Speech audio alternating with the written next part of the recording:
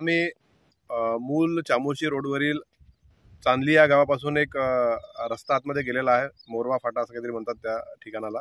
त्या ठिकाणी आम्ही उमा नदीच्या नदीपात्रामध्ये आलेलो आहोत. आपण पाहू शकता या ठिकाणी रात्रभर रेती तस्करांनी कशा पद्धतीने पोखरण केलेलं आहे.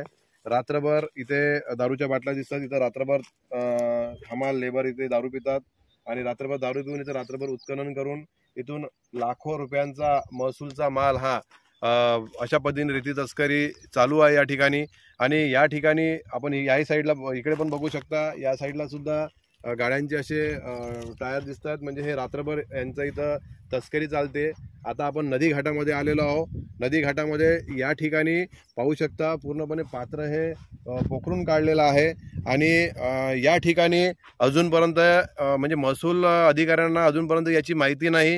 हे गोष्ट थोडीशी अचंबितच वाटते मला. आणि आता आपण याच्यानंतर आपण या रेती तस्करांनी एका ठिकाणी रेती स्टॉक करून ठेवलेला आहे. आपण त्या ठिकाणी सुद्धा पाहू. तिथून मग आपण बातमी बघू.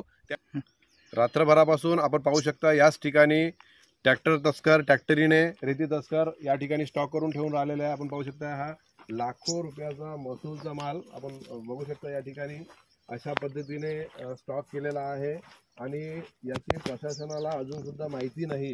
ही गोष्ट थोडीशी अचंबित करणारीच आहे की या ठिकाणी इतका महसूलचा माल इतका या ठिकाणी स्टॉक केलेला आहे रेती तस्करांनी आणि ते महसूल अधिकाऱ्यापर्यंत ही गोष्ट अजून अद्यापपर्यंत पोहोचलेली नाही.